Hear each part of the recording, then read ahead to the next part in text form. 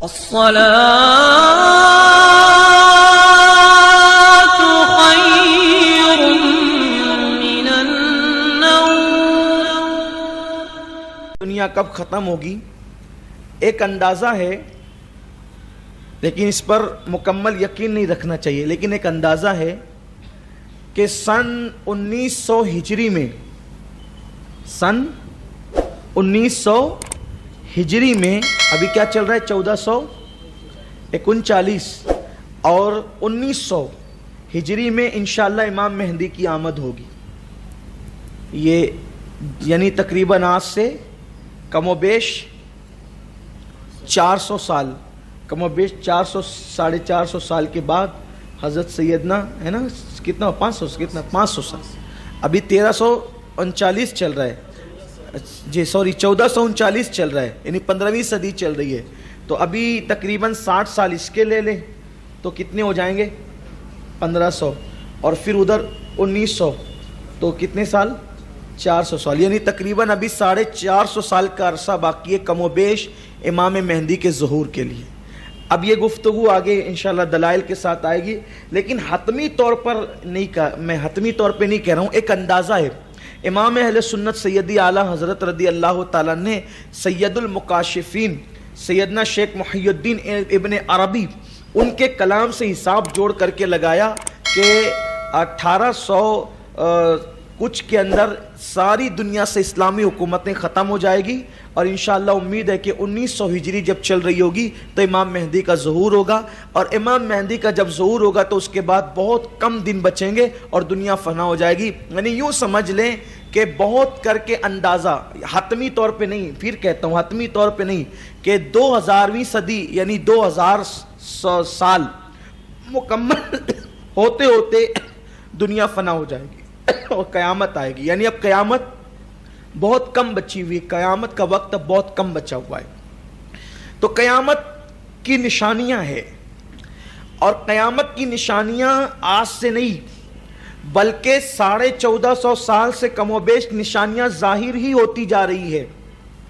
قیامت اور دنیا جب ختم ہو جائے گی، یہ پوری دنیا ختم ہو جائے گی، زمین ختم ہوگی، آسمان ختم ہوں گے، چاند و سورج سب ختم ہو جائے گا اور سب فنا ہو جائیں گے. پھر سور پھونکا جائے گا، ابھی آگے سور کا ذکر بھی آ رہا ہے.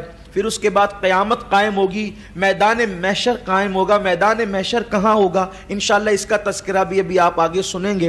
ابھی سر دست یہ ہے کہ قیامت قائم ہونے میں حکمت یہ ہے کہ جب تک قیامت نہیں قائم ہوگی ہمیں جنت نصیب نہیں ہوگی. قیامت کے بعد ہی جنت ہے.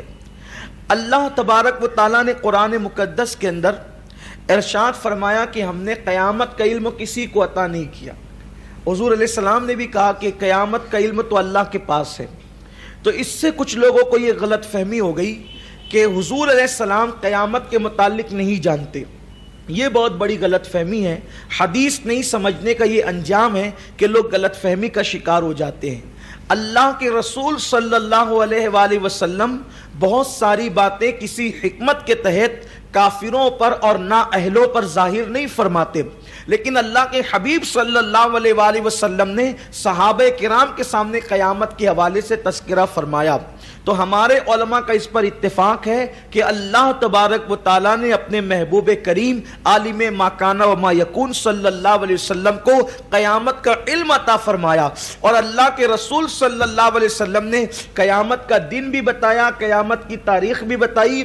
اور آپ بتائیں کہ جب سید المکاشفین حضرت امام محی الدین ابن عربی جب قیامت کے حوالے سے سن ظاہر فرما رہے ہیں لیکن کہتے ہیں کہ حتمی نہ سمجھا جائے، تو جب وہ اندازہ لگا سکتے ہیں تو حضور علیہ الصلوۃ والتسلیم تو اس سے ان سے زیادہ جانتے. بے شک حضور علیہ السلام کے علم کی خیرات ملی صحابہ کو، صحابہ کے علم کی خیرات ملی ائمہ کو، ان کے علم کی خیرات ملی اولیاء کو.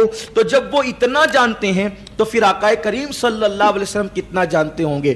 تو ایک عقیدہ ہمارا یہ ہے اہل سنت کا کہ اللہ نے اپنے محبوب صلی اللہ علیہ وآلہ وسلم کو قیامت کا علم عطا فرمایا، لیکن حضور علیہ السلام نے کسی حکمت کی وجہ سے قیامت کے سن کو ظاہر نہیں فرمایا، البتہ تاریخ ظاہر فرمائی. حضور فرماتے ہیں جس دن قیامت آئے گی وہ دن جمعہ کا دن ہوگا، جس دن قیامت آئے گی وہ ماہ محرم کی 10 تاریخ ہوگی، یعنی عاشورہ کا دن ہوگا اور قیامت آئے گی۔ پھر آقا کریم صلی اللہ علیہ وآلہ وسلم نے مختلف نشانیاں قیامت کی بیان فرمائی، اور یہ نشانیاں غیب کی خبریں ہیں۔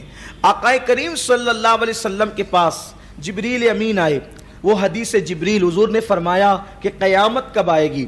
تو آقا کریم صلی اللہ علیہ وسلم نے یہ فرمایا کہ پوچھنے والے سے زیادہ جواب دینے والا قیامت کے بارے میں نہیں جانتا۔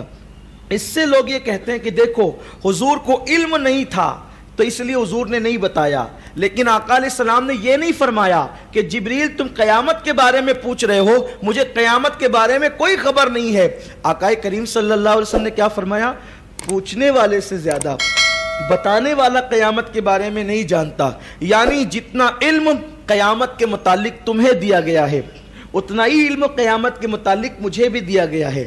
حالانکہ یہ بات اصل میں حضور علیہ الصلوۃ والتسلیم کی عاجزی ہے، عاجزی کا اظہار کرنا ہے، انکساری حضور صلی اللہ علیہ وآلہ وسلم کی، ورنہ کہاں جبریل کا علم اور کہاں مصطفیٰ جان رحمت کا علم۔ ہزاروں جبرائیل الجھے ہوئے ہیں اس گرد منزل میں، نہ جانے کس بلندی پر ہے کاشانہ محمد کا۔ تو آقا کریم صلی اللہ علیہ وسلم سے جبریل امین نے پوچھا کہ یا رسول اللہ پھر آپ ایک کام کریں کہ قیامت کی نشانیاں ہی بتا دیں۔ تو آقا کریم صلی اللہ علیہ وسلم نے قیامت کی نشانیاں بتائی۔ اب جب تک کہ قیامت کی یہ نشانیاں پوری نہیں ہو جاتی اس وقت تک قیامت نہیں آئے گی۔ قیامت کی نشانیوں میں کچھ چھوٹی نشانیاں ہیں اور قیامت کی نشانیوں میں کچھ بڑی نشانیاں ہیں اور اس سے اور بڑی نشانیاں ہیں۔ تو بہت ساری نشانیاں پوری ہو چکی ہے اور بہت ساری پوری ہو رہی ہے اور بہت ساری پوری ہونے والی ہے۔ ان میں سے کچھ مذہبی نشانیاں ہیں، اس میں سے کچھ سماجی نشانیاں ہیں، اس میں سے کچھ سیاسی نشانیاں ہیں۔ تو آقا کریم صلی اللہ علیہ وسلم نے ساری نشانیاں بیان فرمائی۔ حضرت سیدنا حذیفہ الیمان رضی اللہ تبارک و تعالیٰ فرماتے ہیں کہ حضور علیہ السلام ایک دن منبر پر کھڑے ہوئے اور آقا کریم صلی اللہ علیہ وسلم نے قیامت تک کے ہر فتنے کے لیے آقا کریم نے جو ہے وہ واضح فرما دیا، حتیٰ کہ حضور علیہ السلام نے منبر پہ کھڑے کھڑے یہ بھی بتا دیا کہ کون جنت میں جائے گا اور کون جہنم میں جائے گا۔ ارشاد فرماتے ہیں حضور نے جن فتنوں کا ذکر ہمارے سامنے فرمایا تھا، اللہ کے حبیب صلی اللہ علیہ وسلم نے جب وہ فتنہ ہماری نگاہوں کے سامنے ظاہر ہوتا ہے تو ہم اس کو ایسے ہی پہچان لیتے ہیں جیسے کسی ملنے والا انسان بہت دن تک وہ نہیں ملتا اور اچانک ملتا ہے تو ہم اس کو پہچان لیتے ہیں، ایسے ہی ہم فتنوں کو پہچانتے ہیں۔ تو آقا کریم صلی اللہ علیہ وسلم نے قیامت کی نشانیاں بیان فرمائی۔ آئیے اب اس کو ہم آغاز کرتے ہیں قیامت کی نشانیوں کا۔ پہلی نشانی قیامت کی، حضور علیہ السلام فرماتے ہیں میرا تمہارے درمیان سے پردہ فرما جانا یہ بھی قیامت کی نشانیوں میں سے ایک نشانی ہے، کیونکہ قیامت اس وقت تک تو نہیں آ سکتی نا جب تک آقا کریم صلی اللہ علیہ وسلم دنیا سے پردہ نہ فرما جائے۔ اب بتائیے 1450 سال سے نشانیاں شروع ہوئی ہے، اب وہ نشانیاں پوری ہوتی جا رہی ہے اور ابھی کم و بیش 500-550 سال تک کی اور پوری ہوتی رہے گی۔ ان میں کچھ چھوٹی ہے کچھ بڑی ہے۔ تو آقا کریم صلی اللہ علیہ وسلم کا پردہ فرمانا قیامت کی نشانیوں میں سے ایک نشانی ہے۔ پھر میرے آقا صلی اللہ علیہ وسلم فرماتے ہیں میری امت میں ایک شخص ہے جو فتنوں کا تالا ہے۔ اللہ کے رسول صلی اللہ علیہ وسلم فرماتے ہیں میری امت میں ایک شخص ہے جو فتنوں کا تالا ہے، جب تک کہ وہ فتنوں کا تالا میری امت میں رہے گا اس وقت تک قیامت نہیں آئے گی۔ اس لیے کہ قیامت سے پہلے فتنے ہوں گے اور اس کے جو تالا ہے فتنوں کا، اس کی موجودگی میں کوئی فتنہ پیدا نہیں ہوگا، تو اس لیے قیامت اس کی موجودگی تک نہیں ہوگی، اس کے بعد ہوگی۔ پوچھا گیا وہ تالا کون ہے جسے فتنوں کا تالا کہتے ہیں؟ تو کہا گیا کہ وہ عمر ابن خطاب ہے۔ اسی لیے جب تک فاروق اعظم امت میں موجود رہے مسلمانوں میں آپس میں کبھی اختلاف نہیں ہوا۔ ایک مرتبہ سیدہ ام کلثوم بنت علی امام حسین کی سگی بہن، یہ فاروق اعظم کے نکاح میں تھی۔ سیدنا فاروق اعظم گھر کے اندر تھے تو حضرت کعب احبار آئے اور کعب احبار آنے کے بعد کہنے لگے کہ ام کلثوم باب الجہنم کہاں ہے، جہنم کا دروازہ کہاں ہے؟ کعب احبار یہ کعب احبار جو ہیں یہ یہودیوں کے بہت بڑے عالم تھے، ان کے والد اور ان کے چچا بھی عالم تھے۔ اب بات کرنے کا انداز دیکھیں، بہت بڑے عالم ہیں۔ ام کلثوم سے کہا جہنم کا دروازہ کہاں ہے؟